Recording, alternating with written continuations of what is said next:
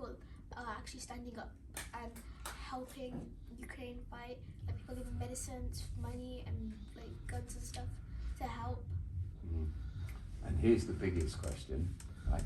If you could be in a room and talk to President Putin now, right, what would you say to him? Try to convince him to stop the war, try to like bring it down. What would you say to him? Have you thought about that? A bit, not that much. But I would say to him to, like, why is he doing this and what have the people of Ukraine done to him and why he's invading. Russia's already a massive country, there's no need for him to be invading Ukraine. How do you think people who are from Ukraine or Russia who live here feel? I feel like some people, like people in Russia, might not support him even though they're from there. But there's also some people who think like that he shouldn't be doing it, and then the other people who live there will be like, yeah, well done, you're defeating people, you're making our country bigger. But like people in Ukraine are like sad, or people in Ukraine will be like telling people in Ukraine to be brave and strong.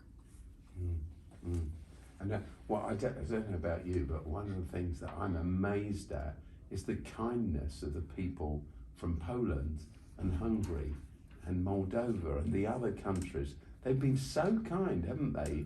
Have you seen that on the TV? Yeah. What do you think? Do you think we be as kind as English people? Some of us. Some, Yeah. but like Poland is really nice because it's not a really wealthy country.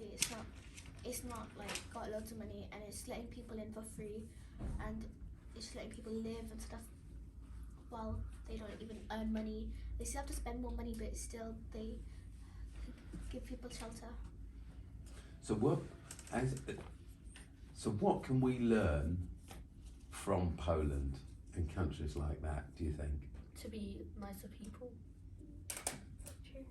Be generous, and no matter where people are from, treat everyone equally and help each other. Yeah, I think for me it's just like such a challenge. I was saying to my wife just last night, she came to this country as a refugee a long time ago because the Russians took over her country, Hungary, and the Soviets took it over, and her mum and dad had to run away really fast, and the same thing's happening again, and the kindness that was shown to them then by our country, by England, was incredible. And I was just saying, it's a big challenge to us all, isn't it, to show the same kindness. So I think that what we've done today in raising that money and stopping and remembering and posting our prayers and our hopes for people, and then creating some money or raising some money that we can send to Ukraine is fantastic, isn't it? That fits in with being Oasis, do you think? So we've got our 9 habits, Steve. Maybe you could. Oh yeah. So yeah, do you know all about the 9 habits?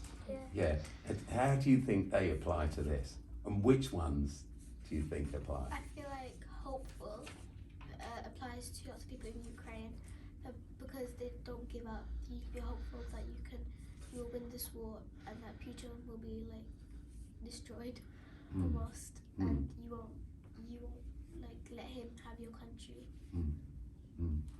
And what about you two? Can you think of any of the other 9 habits that apply? I think to be compassionate to each other, because say Poland, they're being very compassionate towards Ukraine, and even this country is being compassionate towards Ukraine. I think that's really important, because without compassion, it's going to be a lot harder for Ukraine. So that's being hopeful and being compassionate. It gets harder, doesn't it? Can you think of any others that apply? Those are the big 2, aren't they? Being hopeful and being compassionate. You know that another one of them is about being self-controlled. And I always think that that's important too, because it's so easy to try to beat the bully by being another bully, whereas in actual fact what we're asked to do is to be compassionate and hopeful and generous, rather than kind of fight back in the same way. Hate creates hate, doesn't it? Whereas love wins in the end. And even patience could be a key and habit, because the people of Ukraine have to wait at this war, and there's not really much they can do about it, so they have to be patient. Yeah, it's patience and togetherness, and then I think it brings us back to our Oasis circle. You know, your badge. I've got a little version of my jacket. Our circle of inclusion. Everybody's in, and to always remember that everybody's life counts. It's been lovely talking to you. It's really good. Thank you.